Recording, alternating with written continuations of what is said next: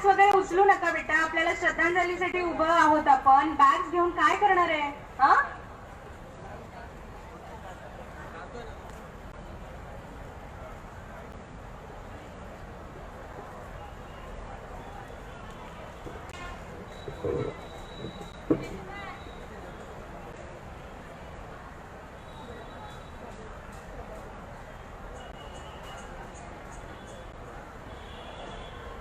Doctor Priyanka Reddy यांना आपल्याला एक 2 मिनिटाची श्रद्धांजली व्हायची आहे. तर पिन ड्रॉप सायलेन्स, कुणीही काही मूव्ह करायचं नाहीये. 2 मिनिटं श्रद्धांजली व्हायची आहे. स्टार्ट.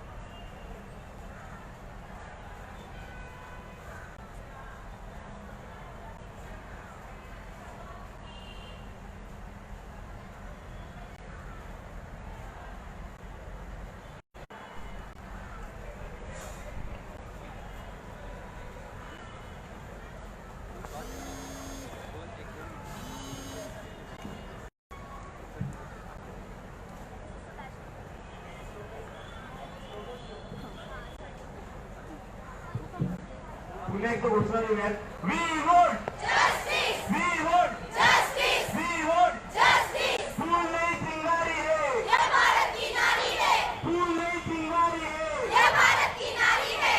अपना नहीं तूफान है, ये भारत की शान है. अपना नहीं तूफान है, ये भारत की शान है. We vote justice, we vote justice, we vote justice, we vote justice, we vote justice, we vote justice.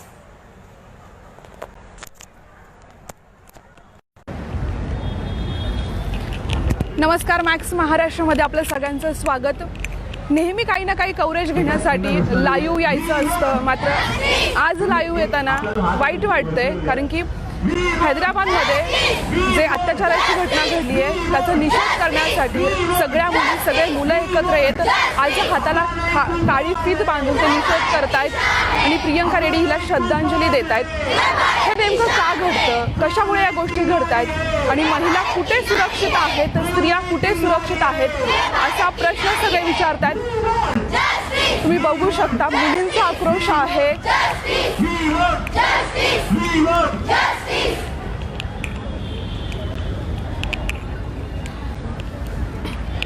किती प्रिया, किती निर्भया यांच्यावरती अशा घटना घडणार आहेत. स्त्रिया सुरक्षित नाही आहेत, कायद्याची भीती कुणाला नाही आहे आणि कुणीच कुणाला घाबरत नाही आहे. रासरोसपणे सगळ्या गोष्टी घडत आहेत आणि घडल्यानंतर आपण फक्त सोशल मीडियाच्या माध्यमातून निषेध व्यक्त करतो, दुःख व्यक्त करतो, मात्र कुठलीही गोष्ट त्याच्यावर ठोस उपाय केला जात नाहीये, ठोस कुठल्या गोष्टी केल्या जात नाहीयेत. निषेधाचा कार्यक्रम होतोय, हा संबंध महाराष्ट्रामध्ये लाईव्ह चालू आहे, तुम्ही बघू शकता. कोणीही हलू नका. इथे मुली आहेत, मोठ्या प्रमाणात मुली आहेत. आपण त्यांना भेटणं, त्यांच्या प्रतिक्रिया नेमकं काय जाणून घेणार हा देखील मोठा प्रश्न आहे.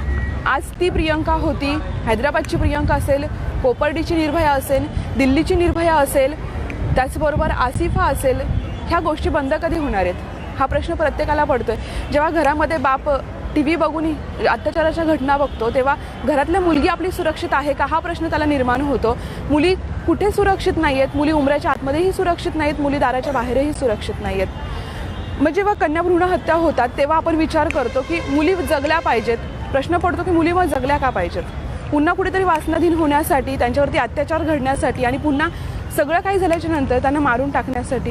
हे थांबणार कधी, हे करणारे लोक कोण आहेत आणि हे का घडतंय हे प्रश्न आहेत. हे का घडतंय, कुठे कायद्याची भीती नाही आहे का किंवा आपले कायदे कमी पडत आहेत का. आज या महाविद्यालयीन मुली ज्या निषेध करण्यासाठी उभ्या आहेत त्यांच्या देखील मनात हाच प्रश्न आहे की आम्ही देखील सुरक्षित आहोत का. त्यांच्याशी आपण बोलणार आहोत, त्यांच्या प्रतिक्रिया जाणून घेणार आहोत. महत्त्वाचं म्हणजे मुलांच्या देखील प्रतिक्रिया बघायच्यात आपल्याला की मुलांचं म्हणणं काय आहे. आपण प्रियंकाला भेटूयात.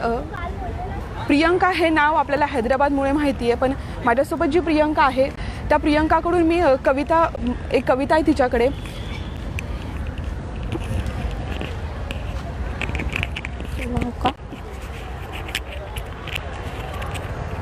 हे लावले. तुम्ही पाहू शकता सगळ्या मुली आहेत. प्रश्न हाच आहे की स्त्रिया सुरक्षित आहेत का? प्रियंका, गेल्या कित्येक दिवसापासून प्रियंका हे नाव सगळेच घेतले जात आहेत. तूही एक प्रियंका आहेस. पहिलाच प्रश्न, तू सुरक्षित आहेस का? नाही, असं तर बोलता येणार नाही, कारण आजसुद्धा रात्री 7-8 नंतर घराच्या बाहेर पडणं मुश्किल होतं एका मुलीसाठी. घरातून बाहेर पाठवत नाहीत, कारण भर चौकात आज स्त्री सुरक्षित नाही आहे. आपण फक्त आपला एक भारत देश, एका ठिकाणी भारतामध्ये देवीची पूजा केली जाते आणि त्याच दुसऱ्या ठिकाणी त्या स्त्रीवर अन्याय केला जातो. आणि अशा वेळेस अशा घटना बघितल्या की रात्रीचं बाहेर पडायचं का नाही, हा एक खूप मोठा प्रश्न पडतो. प्रियंका, तू एक कविता मगाशी सादर केली.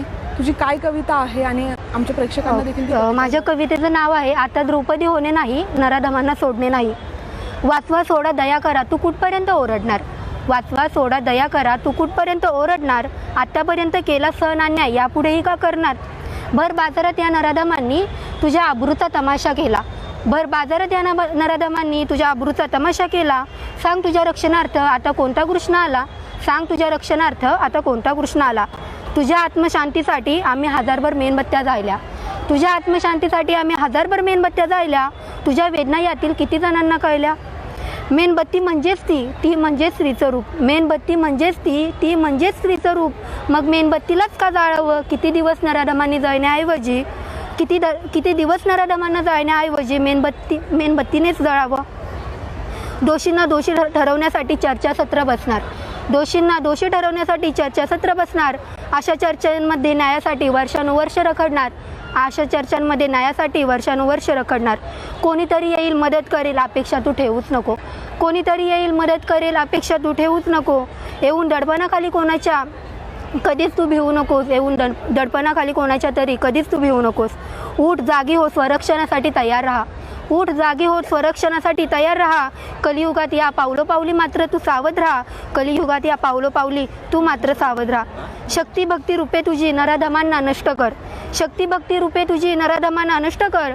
वेळ प्रसंगी हातातल्या लाटण्याची तू तलवार कर. वेळ प्रसंगी हातातल्या लाटण्याची तू तलवार कर.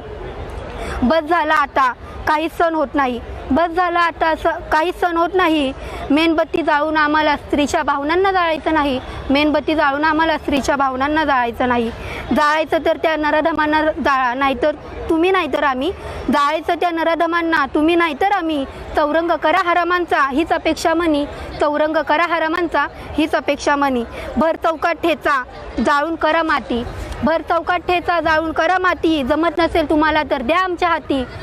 जमत नसेल तुम्हाला तर द्या आमच्या हाती. एकच खुणगाट बांधा म्हणी, आता द्रौपदी होणे नाही. एकच खुणगाट बांधा म्हणी, आता द्रौपदी होणे नाही. होऊन झाशीची राणी, नराधमांना सोडणे नाही. होऊन झाशीची राणी, नराधमांना सोडणे नाही. धन्यवाद.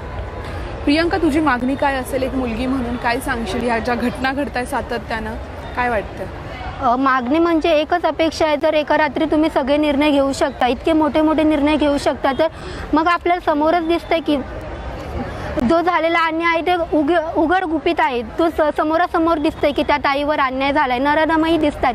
मग त्यांना आपण इतकी सुरक्षा देऊन नेतो, तर जर एका रात्री जर तुम्ही इतके निर्णय घेताय, तर मग एका रात्रीमध्येच त्या नराधमाला फाशी का होत नाही? जर भर बाजारात माझ्या ताईची आबरू लुटली जाते, तर भर बाजारात त्या नराधमाला जाळत का नाही?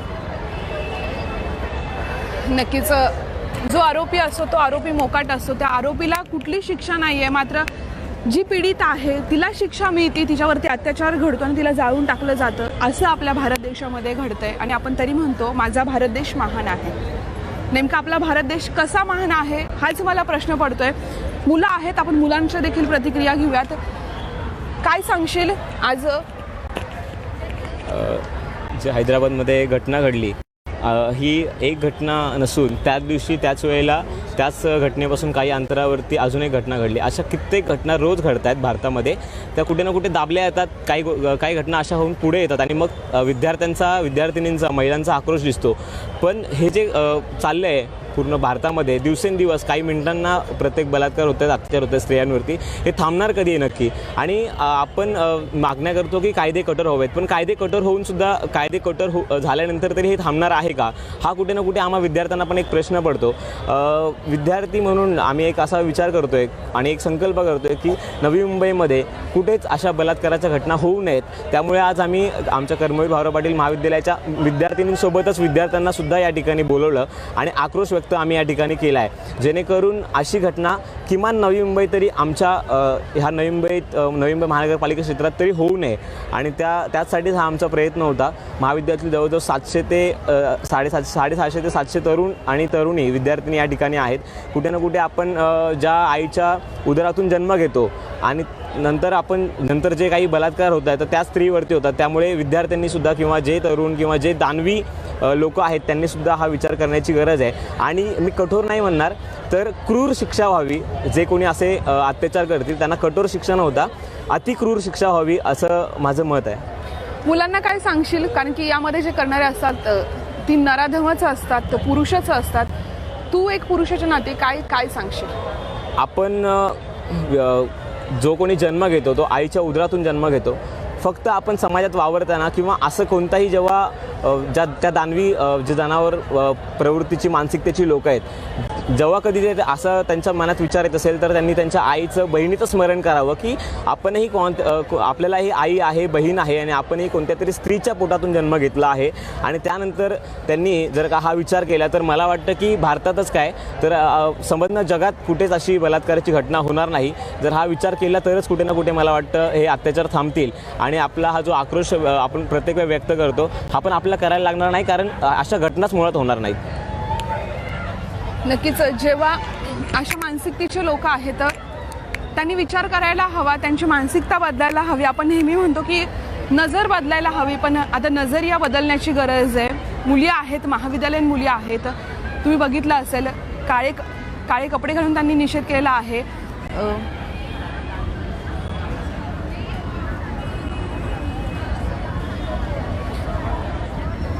आपण या मुलींशी बोलूयात, त्या सुरक्षित आहेत का हाच प्रश्न आहे. राहतोय कायदे सगळ्या गोष्टी असताना मुली सुरक्षित आहेत का? मुलींना काय वाटतं जेव्हा कॉलेज महाविद्यालयांमध्ये मुली येत आहेत तर मुली सुरक्षित आहेत का? हा देखील मोठा प्रश्न आहे.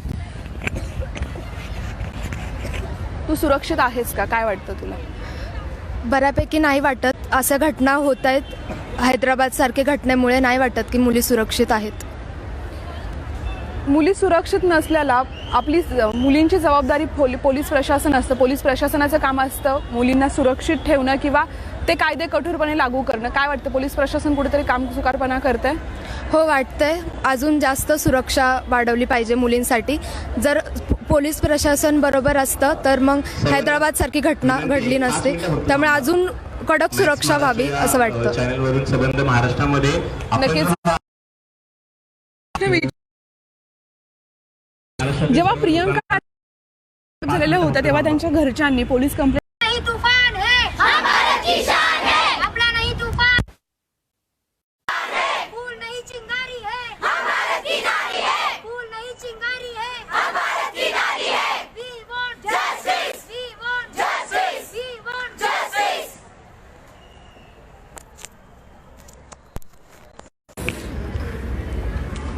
तुम्ही बघितलं असेल सगळ्या महाविद्यालयीन मुली आहेत आणि आम्हाला न्याय हवाय, न्याय द्या अशी मागणी आहे त्यांची. पण प्रश्न पुन्हा हा आहे की हा अन्याय होतोय का? नेमकं काय केलं पाहिजे? महिला कशा सुरक्षित राहतील त्यासाठी काय केलं पाहिजे? महाविद्यालयीन जे शिक्षक आहेत त्यांच्याशी आपण बोलत होतो, आपला संपर्क तुटला होता पण आपण पुन्हा त्यांच्याशी बोलूयात. मॅडम, आपला विषय होता की कुठलं मुलींना शिक्षण दिलं पाहिजे किंवा काय करण्याची वेळ आहे आता? महाविद्यालयामधून काय प्रयत्न केले जावेत? मॅम, आम्ही कालच सेल्फ डिफेन्सचं कॅम्पेनिंग केलेलं महाविद्यालयीन मुलींसाठी. काल म्हणजे बहुतेक जवळपास 300 ते 400 विद्यार्थिनी या कॅम्पेनिंगमध्ये उपस्थित होत्या. सुरुवात तर आम्ही आता केलेली आहे की प्रत्येक मुलगी जी आहे तीही तिला स्वतःची जी काय म्हणतो आपण म्हणजे तिचं संरक्षण तिला स्वतःला करता आलं पाहिजे. कारण आता ही परिस्थिती नाही आहे की कुणीतरी येणार आहे मला वाचवणार आहे. पोलीस आहेत, हे आहेत, ते सगळ्या गोष्टी आहेत. गव्हर्नमेंट पण सगळ्या गोष्टी करतं, पण वेळ ही सांगून येत नसते. आणि जिथेही घटना घडत असतात अशा काही, आणि त्या ठिकाणी प्रत्येक व्यक्ती हा मदतीला राहणारच आहे असं काही नसतं. त्यामुळे प्रत्येक मुलीनी स्वतःचं संरक्षण करण्यासाठी ती एबल झाली पाहिजे. यासाठी आमचं महाविद्यालय प्रत्येक जी गोष्ट करता येईल ती करत आहे सध्याला. सर, काय सांगाल, मुलांकडून काय शिकून घेतलं पाहिजे, किंवा आता मुलांवरती महाविद्यालयात काय संस्कार केले पाहिजेत की पुढे जाऊन कधी त्यांच्या मनातही ह्या गोष्टी नकोत यायला आणि कुठे असे प्रकरणं नको व्हायला, काय सांगाल? कर्मवीर भाऊराव पाटील कॉलेज वाशी, नवी मुंबई, आमचे महाविद्यालयाचे प्राचार्य डॉक्टर शिवणकर सर यांच्या मार्गदर्शनाखाली आम्ही वेगवेगळ्या ॲक्टिव्हिटी घेत असतो. राष्ट्रीय सेवा योजना या माध्यमातून पूर्ण कॉलेजभर प्रत्येक वर्गात प्रत्येक विद्यार्थिनींना आम्ही जनजागृती करत असतो. त्या प्रत्येक जनजागृतीमध्ये मुलांनी स्वतःला कसं सुरक्षित ठेवलं पाहिजे, स्वतःवरती जे अत्याचार होतील किंवा काय होतील, स्वतः कसं त्याच्यामध्ये स्ट्रॉंग राहिलं पाहिजे याची आम्ही प्रत्येकाला खबरदारी घेण्याचं जे जनजागृती करतो हे पूर्ण महाविद्यालयातील विद्यार्थ्यांसाठी असते. कालच आम्ही एक मोठा कार्यक्रम घेतला. त्यामध्ये मुलींच्यापाशी जे आहेत वस्तू आहेत छोट्या मोठ्या, त्यातून स्वतःची सुरक्षा कशी करायची जेणेकरून आपली तिथून सुटका करून घेता येईल हे मुलांना काल शिकवलेलं आहे.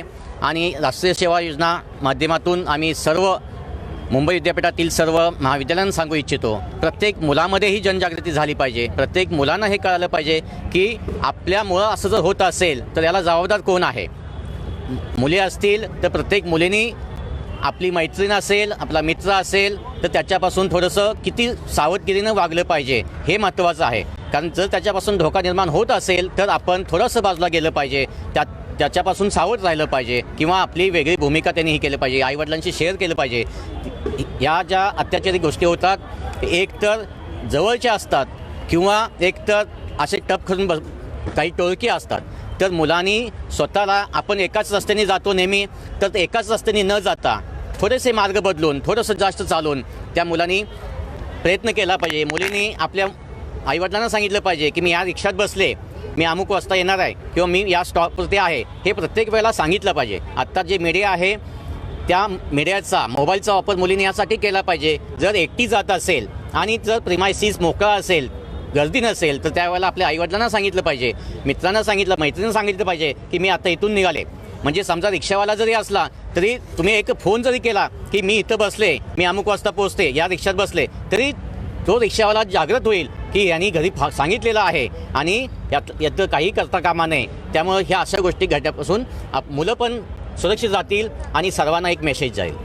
नक्कीच सर, खूप धन्यवाद. तुम्ही खूप महत्त्वाची माहिती दिली आहे. गोष्टी लहान आहेत पण खूप मोठा परिणाम करू शकतात. सर, मी तुमच्याकडे येते, काय सांगाल, ह्या घटना सातत्यानं घडतायत, दिल्ली झालं की कोपर्डी झालं की हैदराबाद, नेमकं घडतंय का हे?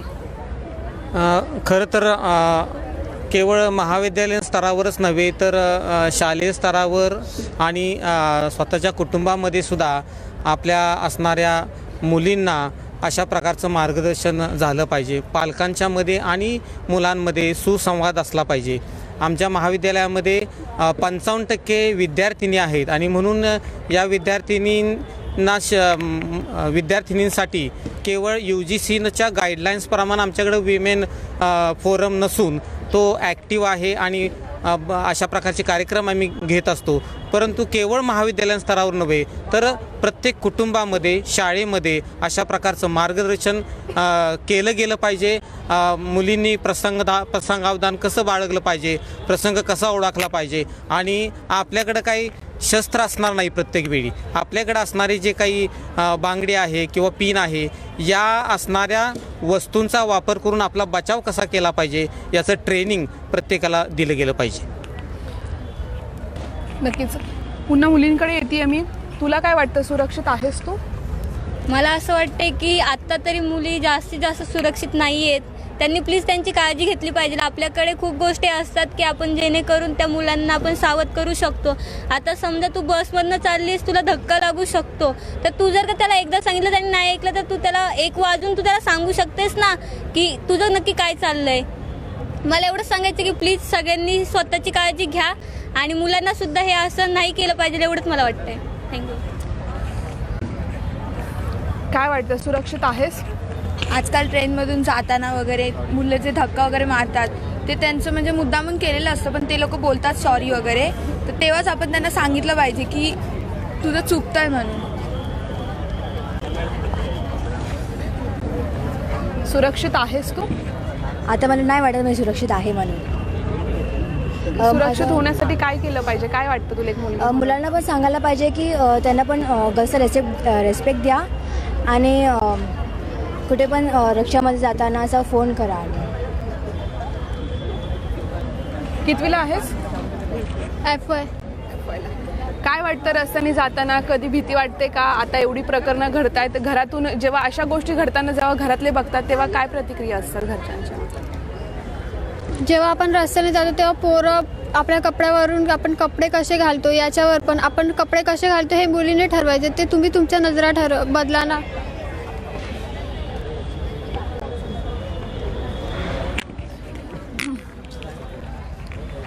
प्रियंका रेड्डीचं जे प्रकरण झालं, काय वाटते त्यावरती? मुली सुरक्षित आहेत?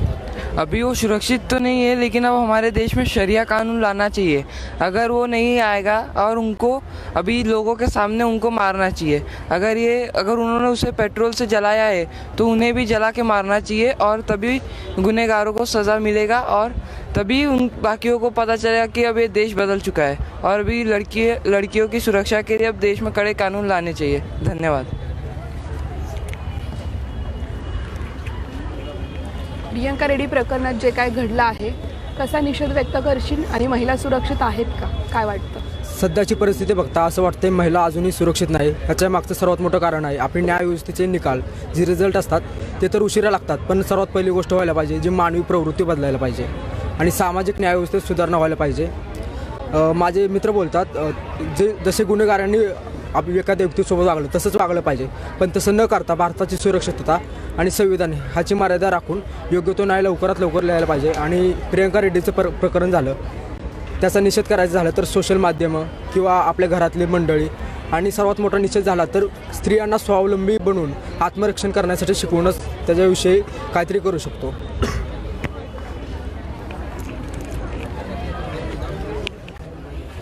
काय वाटतं, काय भावना आहेत? तुझी बहीण किंवा तुझी आई आज सुरक्षित आहे का? सध्याच्या परिस्थितीनुसार जर बोलायचं झालंच तर मग प्रत्येकजण बोलतात की स्त्रिया सुरक्षित नाहीत, मुली सुरक्षित नाहीत, पण आपण त्यांच्या सुरक्षिततेसाठी करतो तरी काय? जसं की आपण त्यांच्या सुरक्षिततेसाठी जर काही करायचंच झालं तर मग आपण त्यांना डिफेन्सचे असे लेक्चर्स वगैरे देऊ शकतो, किंवा एखाद्या आताच नवीन एक संकल्पना सुरू केली निर्भया, तो कॉन्टॅक्ट प्रत्येक मुलीच्या मोबाईलमध्ये सेव्ह असावा, किंवा गरजेच्या प्रसंगी तो यूजसुद्धा झाला तरी त्याचा उपयोग खूप चांगल्या ठिकाणी होईल. आणि अशा परिस्थितीचा जर आणि अशा वेगवेगळ्या संकल्पनेचा जर आपण उपयोग केला तर नक्कीच रेप केसेसला पायबंद लागेल. थँक्यू.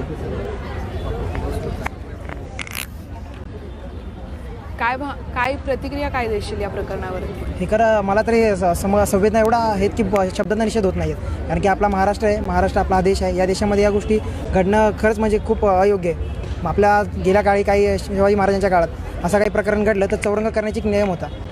शिवरायाचे हे शासन होतं, शिवशासन होतं, तेच लागू करावं एवढंच माझी इच्छा आहे. बाकीच्या देशामध्ये असं काही प्रकरण झालं तर सौदी अरेबिया किंवा इतर देशामध्ये त्यांना रस्त्यात मारलं जातं, भर रस्त्यात मारलं जातं. आपल्या इथं त्या न्यायव्यवस्था नाही आहे. निकाल लागतो तोपर्यंत स्त्रिया ज्या आहेत त्या राहतात किंवा मृत्यू पावतात. एवढं सगळं करण्यापेक्षा एवढा वेळ न ताणता आपण जो शिवाजी महाराजांनी चौरंग केलेला तोच करावा, एवढंच म्हणणं. मुली सुरक्षित राहत म्हणून तू स्वतः काय करशील? तुझ्याकडून कुठली जबाबदारी घेशील? किंवा तुला रस्त्याने जर जाणाऱ्या मुली असतील त्यांना जर दुसरी मुलं छेडछाड करत असेल तर तू एक मुलगा म्हणून त्यांचं संरक्षण कसं करशील? पहिलं त्या मुलांना मारेन मी की हे सर्व करणं चुकीचं आहे, कारण की त्या जागी तुमची बहीण किंवा माझी बहीण असते.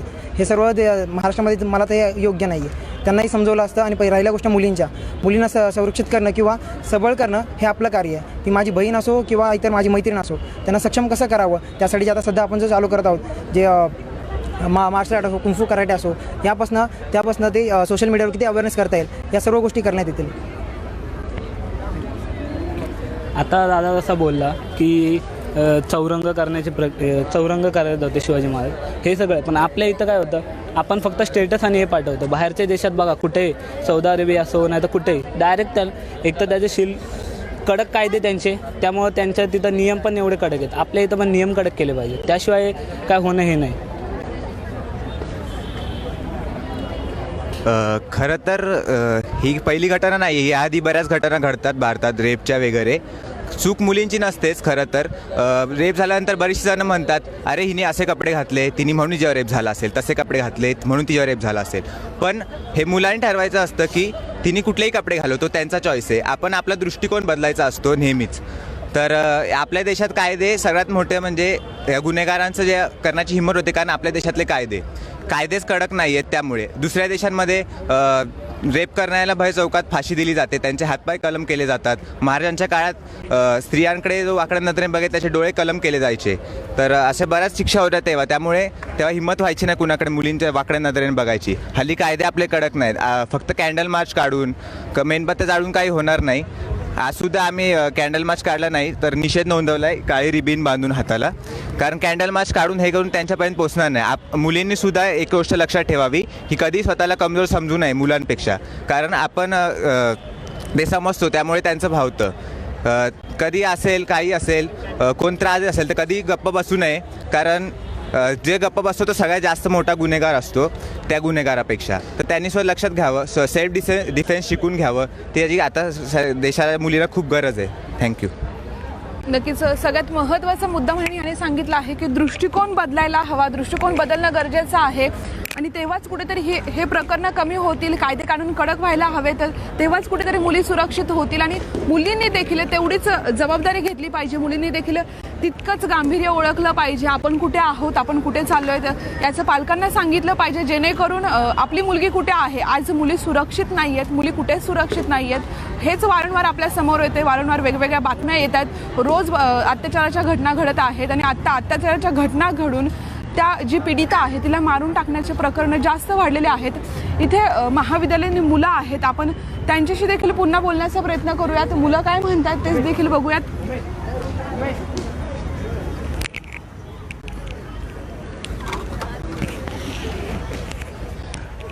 रेड्डी प्रकरणात काय प्रतिक्रिया तुझ्या?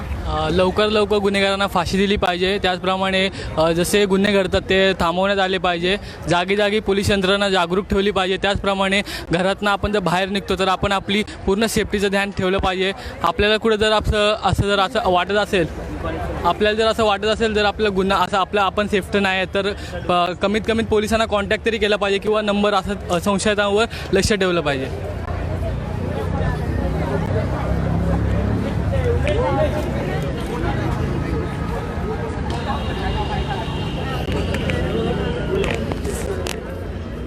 नेमकं हे घडतंय का? मुलं देखील म्हणतात की हे घडणं चुकीचं आहे, ह्या चुकीच्या गोष्टी आहेत.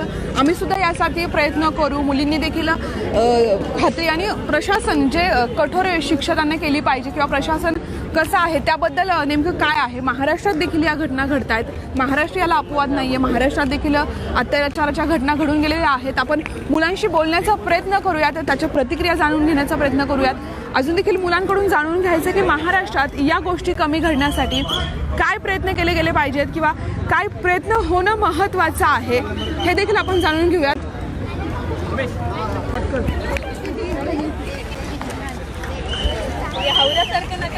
काय सांगशील? महाराष्ट्र सुद्धा अत्याचारासारखं प्रकरण घडलेलं आहे.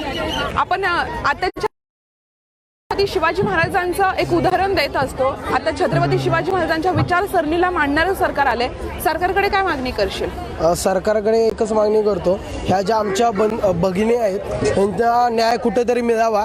कारण की आपल्या पूर्ण भारतातच म्हणायला गेलं तर जर महाराष्ट्राचा जर विचार केला तर आवाज जर ह्या गोष्टीचा जर आपण नाही उचलला तर यापुढे त्यांना न्याय कोण देणार. कारण की तुम्ही बघितलं असाल की बऱ्याच ठिकाणी ह्याचा आवाज उठवला जातो, पण महाराष्ट्रामध्ये ज्या कॅन्डल मार्च काढल्या जातात हे किती दिवस चालणार? मुलींनी किती दिवस त्या मेणबत्त्याच पेटवायच्या? कारण की मानतो आणि त्याच मेणबत्ती आपण परत का जाळायच्या? तर आमचं सरकारकडे हेच मागणं आहे की जे कोणी गुन्हेगार असतील, जे कोणी रेपिस्ट असतील त्यांना फाशीच हीच शिक्षा द्या, बाकी कोणतीच शिक्षा नको. त्यांना भर चौकात मारलं तरी चालेल, मारून टाकलं तरी चालेल, पण त्यांना फाशी आणि त्यांचा मृत्यू हे एकच त्यांच्याकडे त्यांची हत्याच केली पाहिजे. दुसरं कोणतीही आमची मागणी नाही. आमच्या सगळ्या आज मुली जमल्या कॉलेजमधले, महाविद्यालयामधील जेमतेम 750-800च्या वरती मुली होत्या. त्यांचा तो आक्रोश होता तो याच गोष्टीसाठी होता होता. जर आज बाहेरच्या राज्यामध्ये घडते, आपल्याही राज्यात घडून गेले, नक्कीच काही दिवसांनी आमच्या घरात होईल. या गोष्टीचं त्यांना वाईट वाटतं किंवा ते आपल्यावर होऊ नये यासाठी त्या मुली, त्यांना सपोर्ट करण्यासाठी त्यांचे भाऊ, असे बरेचसे मुलंसुद्धा यामध्ये सहभागी झाले होते. सरकारला एवढंच सांगतो, जे कोणी गुन्हेगार सापडतील किंवा सापडले आहेत त्यांना फाशी हीच शिक्षा द्या. नक्कीच तुम्ही बघितलं असेल, हा महाविद्यालयीन विद्यार्थ्यांचा आक्रोश आहे. या घटना किती दिवस घडणार आहेत, मुली सुरक्षित कुठे आहेत, नेमकं प्रशासन करतंय काय, कायदे काढून काय करतायत, हे प्रश्न त्यांना पडलेले आहेत. आणि मुलींच्या सुरक्षितेसाठी मुलं देखील आज सगळे सहभागी होऊन निषेध करत आहेत. या सगळ्या गोष्टी घडत आहेत. हे थांबणार कुठे हा प्रश्न आहे. जी कायदे आहेत, जी कलमं आहेत, जे संविधानाने मुलींना सुरक्षित राहण्यासाठी जे काय कलम दिलेले आहेत त्याचा अवलंब कसा केला जाणार आहे, जे आरोपी आहेत, जे नराधम आहेत त्यांना शिक्षा कधी मिळणार आहेत, ही अनुत्तरित प्रश्न आहेत. मात्र घडणाऱ्या घटना ह्या घडतच आहेत. त्या घटना घडणं कधी थांबणार आहे, त्याबरोबर महिला सुरक्षित कधी होणार आहेत हा देखील प्रश्न आहे. या सगळ्या प्रश्नांची उत्तरं कधी मिळणार आणि मुलगी कधी सुरक्षित राहणार, पुढच्या काही घडामोडी असतील किंवा या प्रकरणात पुढे काय होतंय, हे थांबण्यासाठी काय करता येईल, या प्रयत्नात आपण सगळेजण राहणार आहोत. आणि पुढच्या घडामोडीसह पुन्हा आपण भेटणार आहोत. महाविद्यालयीन मुलींचा आक्रोश आपण बघतायत. आपण आता वाशीमध्ये आहोत.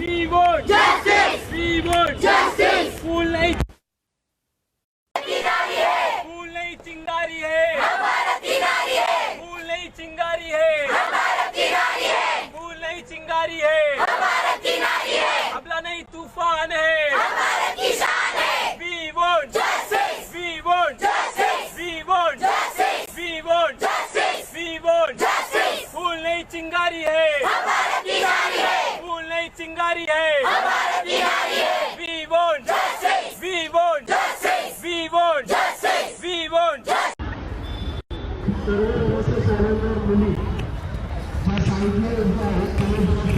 प्रियंका रेड्डीचं प्रकरण झाल्यानंतर आम्ही सुरक्षित नाही आहेत अशा भावना मुलींच्या आहेत. कारण की उच्च शिक्षित म्हणजेच प्रियंका रेड्डी ह्या डॉक्टर होत्या. डॉक्टर असताना देखील त्यांच्यावरती ही परिस्थिती अवलंबली. म्हणजे मुली कितीही शिकल्या किंवा काहीही झालं तरी त्यांच्यावरती जो अतिप्रसंग येतो तो येणारच आहे. आपण हिला विचारूयात, तू सुरक्षित आहेस असं वाटतं तुला? नाही वाटत. बऱ्याच ठिकाणी आम्ही प्रवास असतो किंवा कुठे जाणं, लोकांच्या नजरा, बऱ्याच अशा गोष्टी आहेत की आम्ही नाही फेस करू शकत एकट्या. तर त्याच्यासाठी आम्ही या कॉलेजने वर्कशॉप घेतलं होतं सेफ्टीसाठी. तर त्याच्यामध्ये कानातल्या बांगड्या किंवा घड्याळ किंवा तुमच्याकडे जे आपण डेली यूज करतो त्या गोष्टी कशा आपण वापर करू शकतो सुरक्षिततेसाठी, तर आम्ही चांगलं. जेव्हा प्रियंका रेड्डीच्या बातम्या यायला लागल्या त्यानंतर घरातून काय प्रतिक्रिया होती? नाही, तुम्ही कुठे जायचं नाही किंवा बघा कसं होतंय, तुम्ही म्हणता बाहेर पिकनिकला जायचं